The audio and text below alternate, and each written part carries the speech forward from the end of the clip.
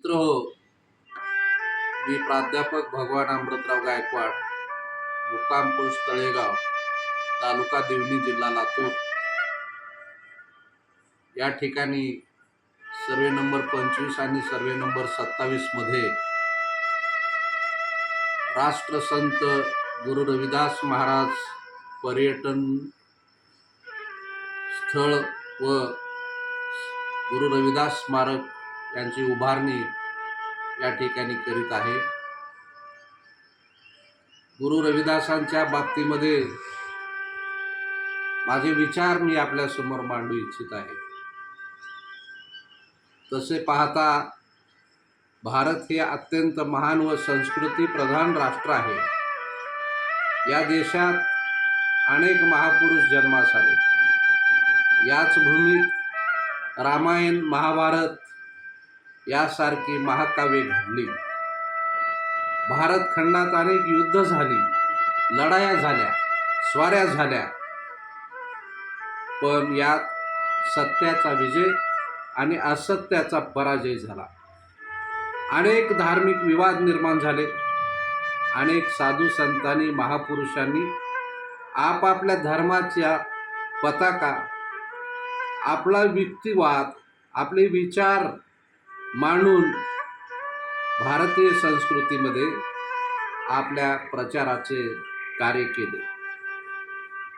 वास्तविक पाहता भारतामध्ये शीख धर्म, बौद्ध धर्म, जैन धर्म, हिंदू धर्म, इस्लाम धर्म आणि गुरु रविदासांचा रविदास या धर्म असे धर्म भारत खंडामध्ये आहेत। प्रत्येक धर्माने आपल्या प्रचाराचे वेगवेगळ्या पद्धतीने कार्य केलेले आहे। हिंदू धर्म, इस्लाम धर्म, त्याचबरोबर जैन धर्म यांचेही आपल्या आपल्या परीने कार्य केलेलं आहे। गुरु नानकांनी, गुरु गोविंदांनी, महावीर वर्धमानांनी आपल्या विचारातून एक विचार इथल्या समाज व्यवस्थेला देण्याचं काम केलं। मोहम्मद पैगंबरांनी माणसाला जिवंत राहण्यासाठी सुखसोयीकारक अशा प्रकारचा विचार मोहम्मद पैगंबरांनी या भारतवासियांना दिला। प्रत्येक तत्वज्ञानी आपापल्या धर्माची पताका रोवली। त्याचबरोबर धर्माची तत्वे, नीतिमूल्ये, आचार विचार आणि आपले तत्व आपापल्या धर्माचे पुनरुज्जीवन केले। म्हणूनच त्यांना त्यांच्या धर्मामध्ये वरचे स्थान आहे, गुरुचे स्थान आहे।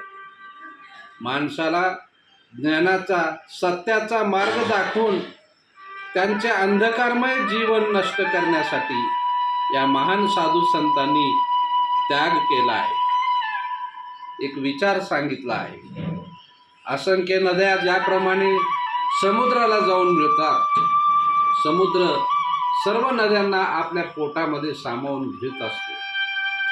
समुद्र कधी रागावत नाही।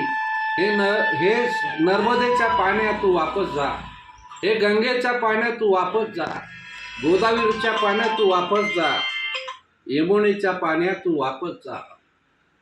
हे जसं होऊ शकत नाही, समुद्र कुणालाही बाहेर टाकू शकत नाही, सर्वांना आपल्या पोटामध्ये सामावून घेतो, त्याप्रमाणे या देशातल्या प्रत्येक धर्मामध्ये, प्रत्येक विचारामध्ये साधू संतांनी अनेकांचे पापे, दुःख, यातना आपल्या पोटामध्ये सामावून घेतलेला आहे। मित्रहो, संताचा विचार आणि धर्माचा विचार ज्याप्रमाणे नद्या संपूर्ण जाऊन सागराला मिळतात, तशाप्रमाणे सर्व धर्माचा विचार हा नद्याप्रमाणे मानवतेच्या विचाराच्या सागराला जाऊन मिळतात। मित्रहो, धर्म म्हणजे काय?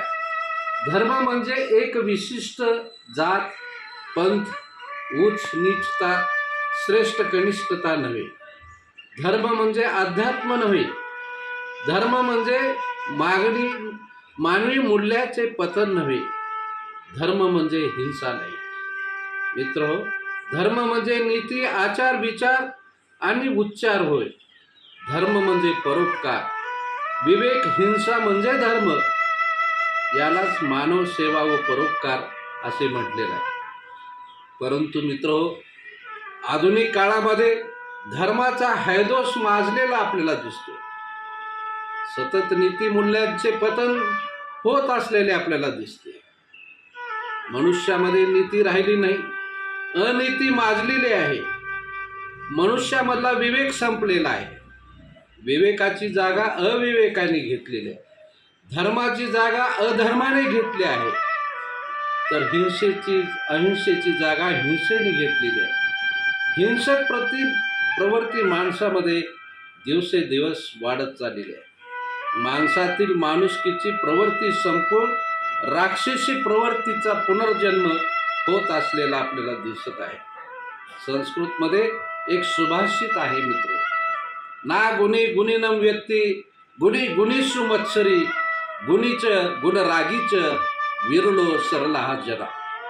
जे गुणवान नाहीत पण दुसऱ्याचे गुण देखील समजून घेण्याच्या मध्ये त्यांच्यात लायकी नाही. मनुष्याचे गुण आपण जाणत नाही. चांगल्या माणसाचे गुण आपण समजून घेत नाही. त्यांचा मौलिक विचार आपण समजून घेत नाही. सतत गुणवान माणसाचा हेवा तिरस्कार आपण करत असतो. स्वतः गुणी आणि इतरांना गुणी समजून माणसाच्या मध्ये सन्मान आदराची भावना त्यांची स्तुती केली तर आपसापसातील वाईट गुण विसरून जातील. गुणाचे गुण एकत्र होऊन गुणवान माणसं, सत्पुरुष माणसं या पृथ्वी तलावर लागतील. असो, साधू संतांनी, साधू माणसांनी जगात खूप कार्य केले आहेत म्हणून ते फार विरळ आहेत. सज्जनांना सन्मान सारखाच द्यावा लागतो. अपमान झाला म्हणून तो रागवत नाही.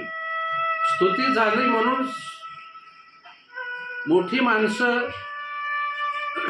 विवळत नाही, अतिरेकी बनत नाही. त्यांचा देह आत्मा जगाच्या यथार्थ कल्याणासाठी झिजवलेला आहे. जगाच्या कल्याणा संतांच्या विभूती देह कष्टवती जगा माझा.